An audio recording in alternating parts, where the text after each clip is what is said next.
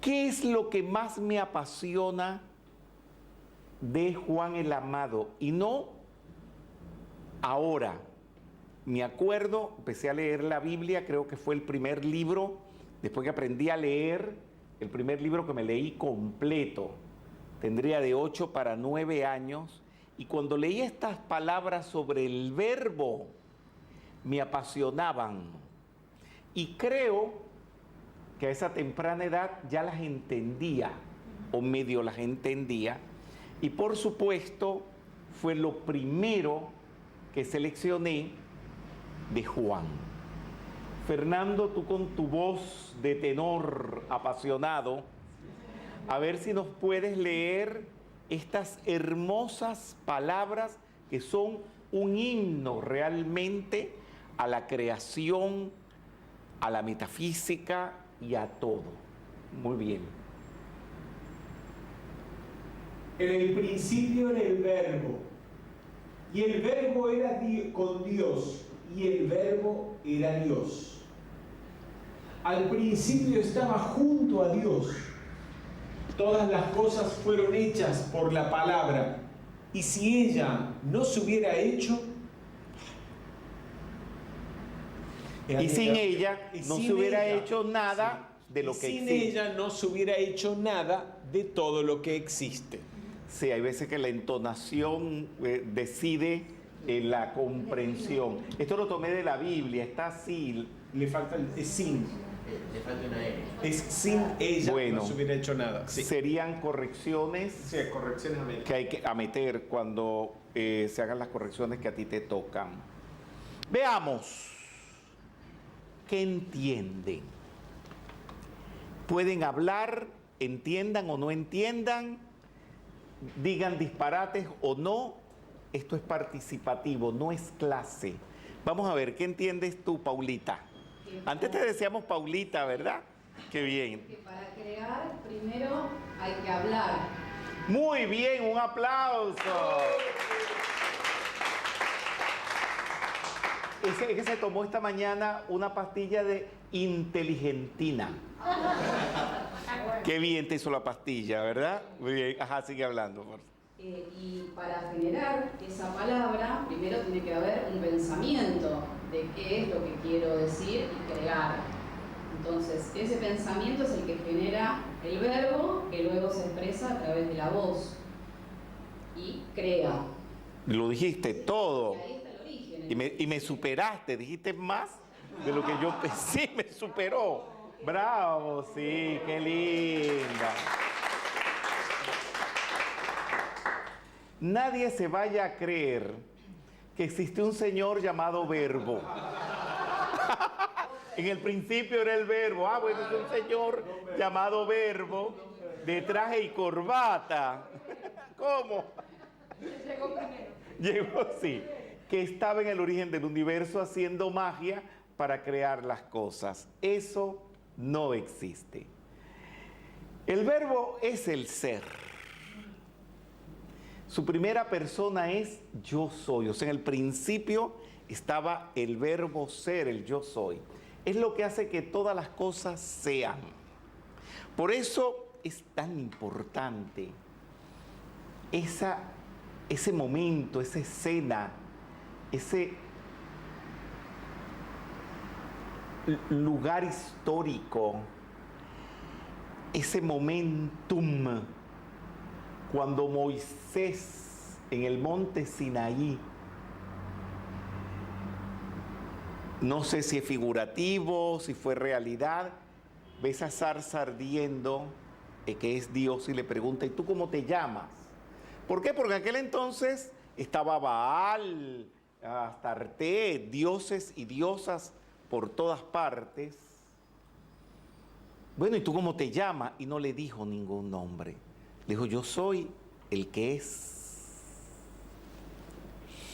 Y allí se definió Dios, que es el ser, que tal vez sería hasta un error decir que el nombre de Dios es yo soy, porque no es que una madre tuvo un hijo, a uno le puso Pedro, al otro le puso Juan y al otro le puso yo soy. No ese es el asunto.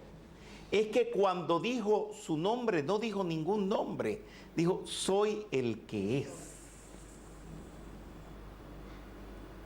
Si hubiera dicho un nombre, se hubiera limitado, y no dijo ningún nombre, no se limitó. Y las veces que he ido al sitio donde Moisés habló con Dios, lo he visitado varias veces y le doy gracias a Dios por ese privilegio, y 2 de ellos con grupos de metafísica. ¿Tú has estado en los 2 o en uno nada más? En uno nada más, muy bien. Me voy a ese sitio y me concentro a ver si todos los estudiantes que me acompañan logran concienciar ese sitio como uno de los más importantes de la tierra. Porque en ninguna religión, ni filosofía, ni creencia, esto ténganlo claro, se ha definido a Dios tan tajantemente, tan claramente. Y como bien le dijo esa voz a Moisés, y este es mi nombre por toda la eternidad, para siempre. Y es obvio que al pueblo judío, le doy toda la razón, no los critico, al no permitir que eso se dijera, para que no dijeran yo soy, y dijeran estúpido, yo soy feo, yo soy malo, no pusieran calificativos negativos, inhiben ese uso. Y ahí es donde terminan diciéndolo en letras, Yod, He, Vav, He. Y hasta los años 30, óiganlo bien, esto es historia, que nadie se ocupa de hacer historia de estas cosas, mi persona sí se ha ocupado, y lo he dicho tanto en el Sinaí como en los años 30, cuando el maestro Saint-Germain habla con Guy Ballard y le puntualiza, pone el dedo en el asunto del yo soy y reactiva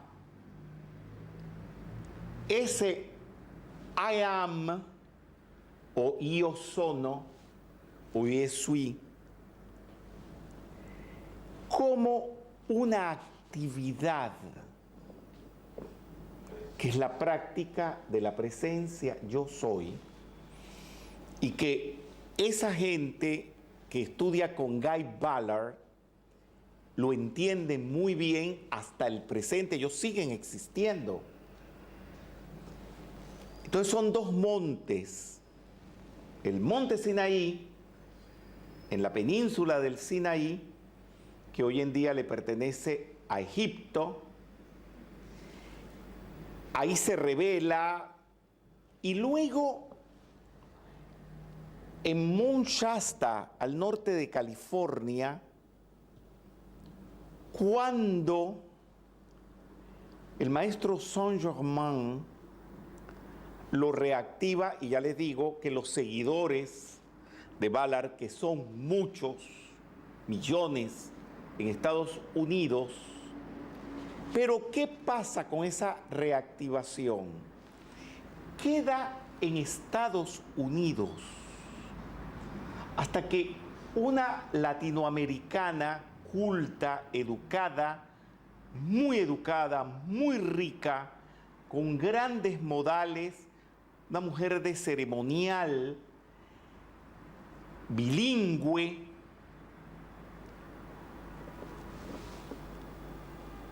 no voy a decir descubre, se da cuenta de esto y lo trae hacia Latinoamérica, específicamente a la ciudad de Caracas.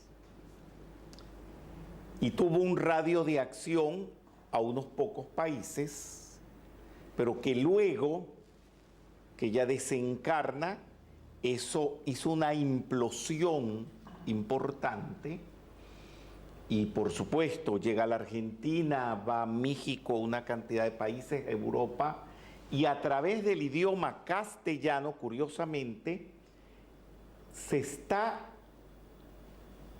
dando o irradiando esa instrucción al italiano, al francés y a otros idiomas. Muy bien. ¿Por qué? Inglés porque es un idioma de segundo rayo, para los que no lo sepan. Idioma de la inteligencia. Estamos en la era de Acuario. Acuario trabaja con la inteligencia, con el sentido común, con la lógica. Inglés, segundo rayo. Pero estamos en la era del séptimo rayo, que es el violeta, y el castellano es una lengua de séptimo rayo, que es el rayo del ceremonial. Por eso ha habido esa expansión en estas dos lenguas que han marcado a la tierra. Y es usar ese yo soy porque es el verbo creador. Es el verbo que gesta por medio de calificativos. Yo soy inteligente, yo soy espiritual. Y cuando en el Padre Nuestro decimos, santificado sea tu nombre, léanlo también al revés. No desantifiques el yo soy, no lo uses vulgarmente, sino siempre para santificar. ¿Qué quiere decir esto? Que seas bueno, ser, cuando digo que seas bueno, estoy utilizando ese que seas como una conjugación del verbo ser, o que sea yo bueno, que seas tú bueno, que sea él bueno, que él sea inteligente, usarlo siempre para calificativos enaltecedores, porque es un verbo creador. Si hay preguntas, si hay observaciones, estoy tocando la quinta esencia, yo no sé por qué se dice quinta esencia, pero yo lo repito. Estamos tocando la quinta esencia de la metafísica. Esto es la esencia, el núcleo central de la metafísica. Sí, por favor. Sí, a ver, cuando Dios le revela su nombre a Moisés, habla todo lo demás. Cuando Dios le revela su nombre a Moisés en el Sinaí, le dice yo soy el que yo soy. Eso también implica que para ser el que es tenés que ser, tenés que existir. Sí, hay que ser consciente. Es de hecho. Por lo tanto, de esa manera también le está diciendo, yo soy la conciencia. Lo poco que podemos percibir del mundo, lo que somos conscientes es Dios. Espérate un poquitito, porque te metiste en algo buenísimo, interesantísimo, y no lo podemos hablar tan apresurado, porque hay dos estados distintos entre ser y conciencia de ser, que cuando se ve en los planos, en la actividad del Padre Nuestro, está muy bien clarificado esto. El ser es un plano donde se es, yo soy. No impliquen más nada. No impliquen la conciencia, no impliquen calificativos, que soy amor, soy ver, no, olvídense de todo eso. Ser en absoluto. Cuando tú avanzas de ese ser hacia afuera y dices, yo soy el que yo soy, o yo soy ese que soy, y empiezas a tener conciencia, ya es otro plano. Entonces del plano de la mónada, que es el plano del ser, sales, te expandes a otro plano, que es el plano de la conciencia de ser, que pareciera que es lo mismo, pero que no es. Y es lo que se llama plano ádmico, pero que ahora, poniéndolo todo en castellano, le puse conciencia de ser. Eso es muy importante. Y de eso es lo que tú acabas de referirte, y perdona que te haya cortado tu discurso, pero tenía que hacerlo, porque dijiste dos cosas garrafalmente importantes y que no todo el mundo toma conciencia de ser y conciencia de ser. Y perdona que te haya hecho este paréntesis tan grande y tan largo, pero es que tenía que hacerlo, porque fuiste al meollo de toda esta enseñanza metafísica.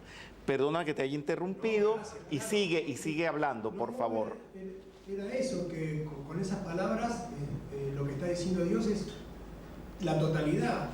Te está enviando todo de un solo envión. Dime tú,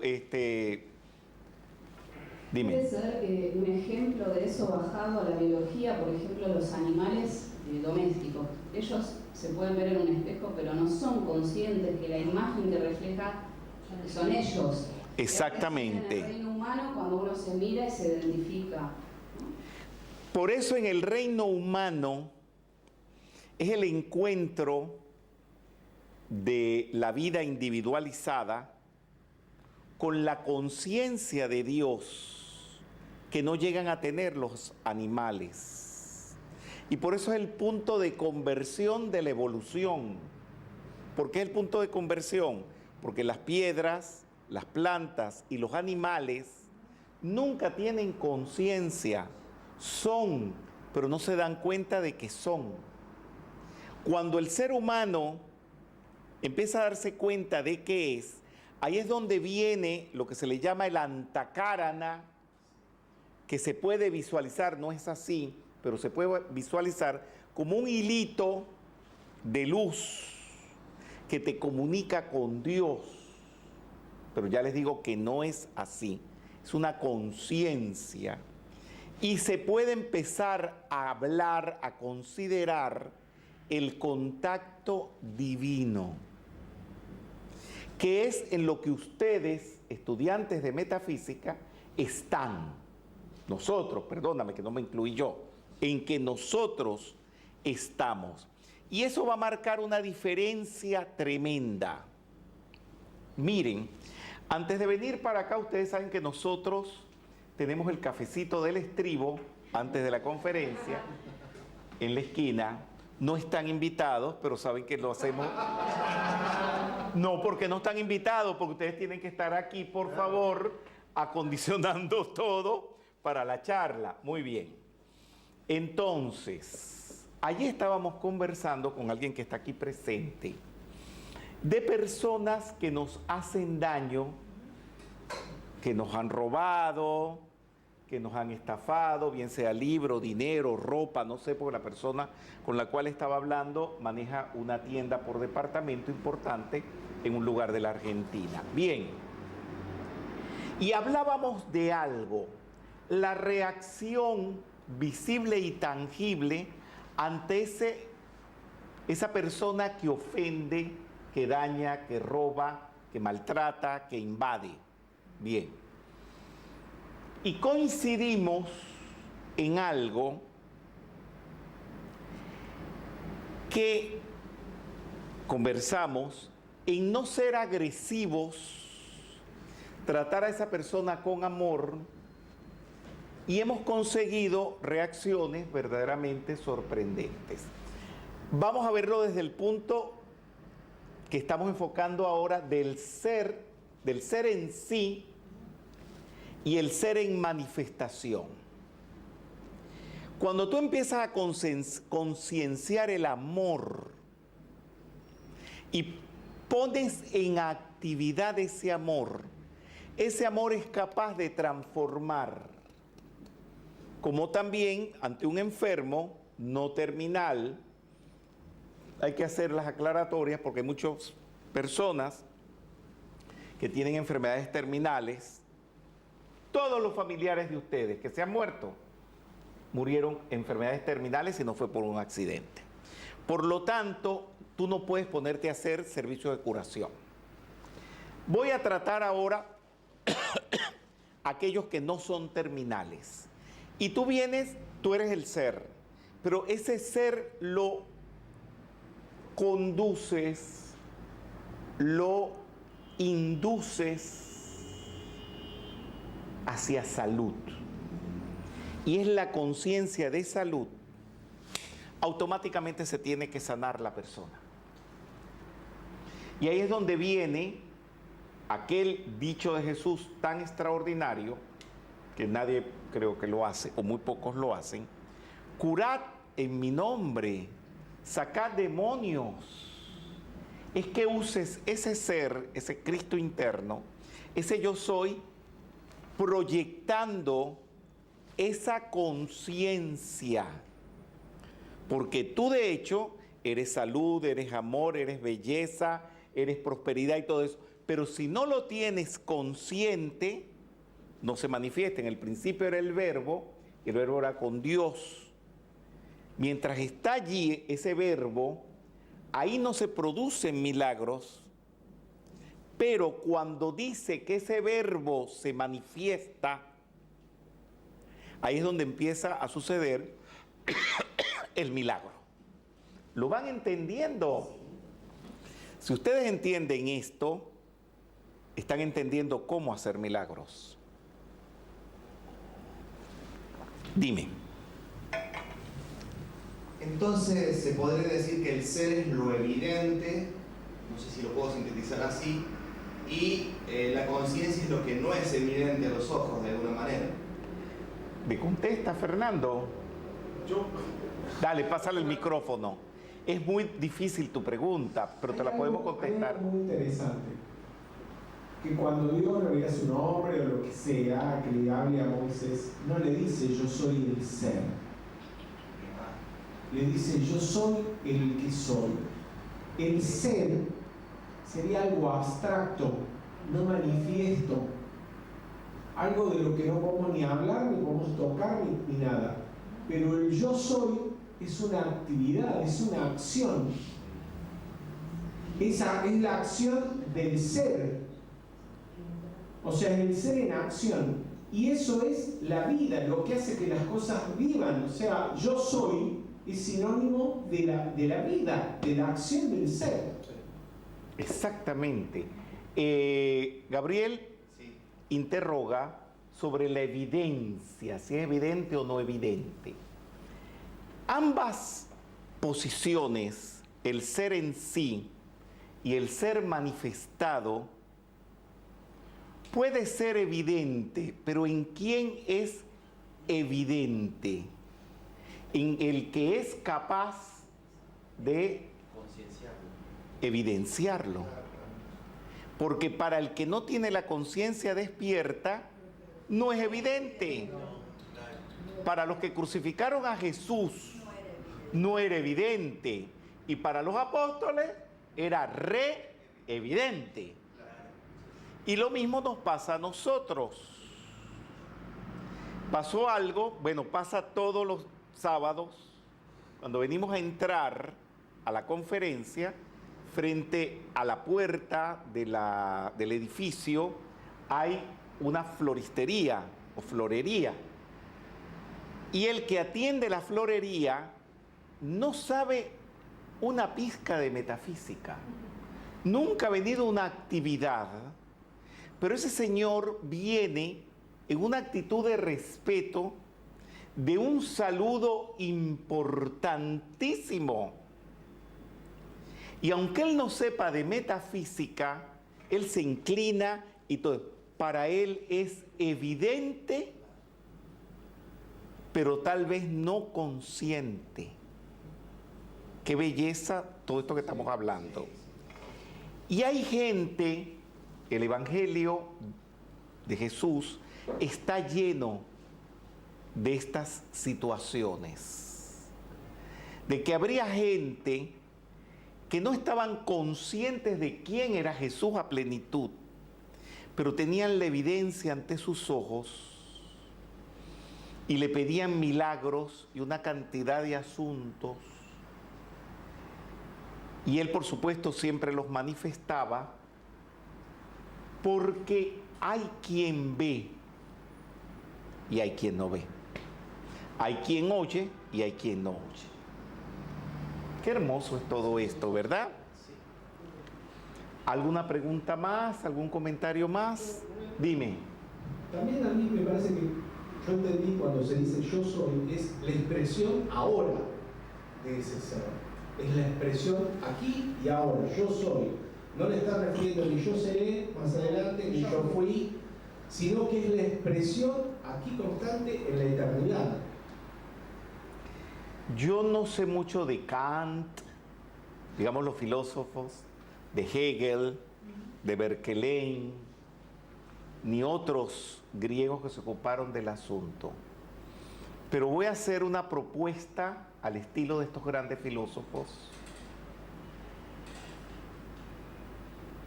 Cuando digo yo soy, tú dices que es en el presente, que no es ni mañana ni pasado.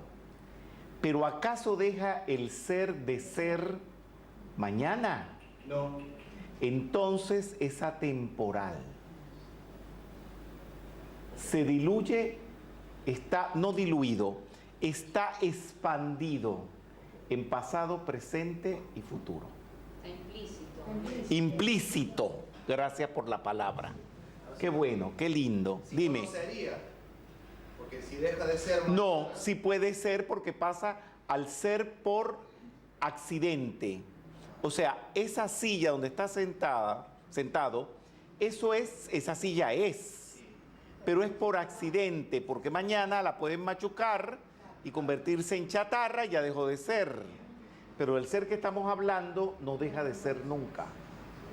Lo cual es una acción infinita. Una acción infinita, qué bien. Claudia, dime. Porque está en el plano espiritual, en el plano del espíritu, y ahí como están las leyes. Exactamente, es atemporal.